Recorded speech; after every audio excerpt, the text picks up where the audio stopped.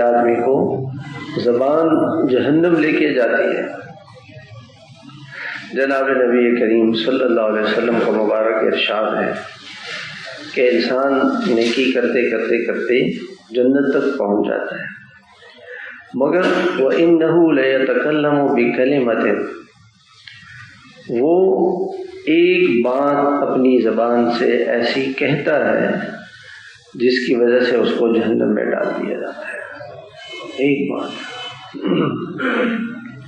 اس کی مثال یوں سمجھیں جیسے ایک آدمی نے دیگ بنائی نا، دیگ، اور اس میں اس نے ایک چمچہ زہر کا بھی ڈال دیا۔ آپ بتائیں اس دیگ کے کھانے کا فائدہ ہوگا یا نقصان ہوگا؟ جیسے ایک بول جو ہے نا، ایک بول وہ اتنا خطرناک ہے۔ ایک بالٹی شربت کی بھری ہوئی ہے اور اس میں ایک قطرہ زہر کا بھی ڈال دیا، وہ کہتے ہیں میں تو ایک قطرہ زہر کا ڈالا، ساری بالٹی زہر بن جاتی ہے۔ تو ایک بول اتنا خطرناک ہے، بہت خطرناک ہے۔ اس کے لیے اپنے زبان کی حفاظت، بہت زیادہ اپنے زبان کی حفاظت کریں۔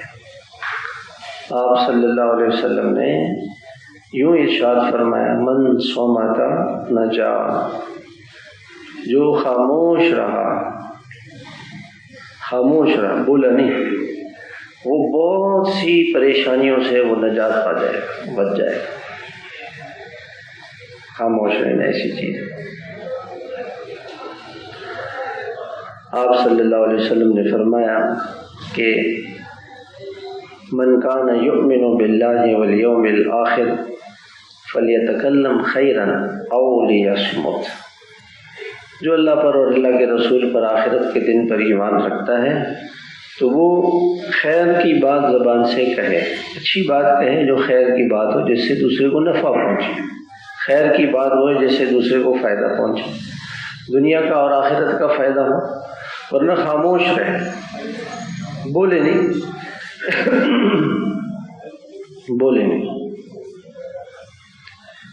ایک چپ، ہمارے بزرگ تھے حضرت مولانا جمشید صاحب رحمۃ اللہ علیہ، وہ فرماتے تھے ایک چپ 100 کو ہرا دے، 100 آدمیوں سے لڑ رہے ہیں، اس کو برا بلا کہہ رہے ہیں، وہ خاموش ہے تو یہ جیت جائے گا، وہ ہار جائیں گے، بولتے بولتے تھک جائیں گے۔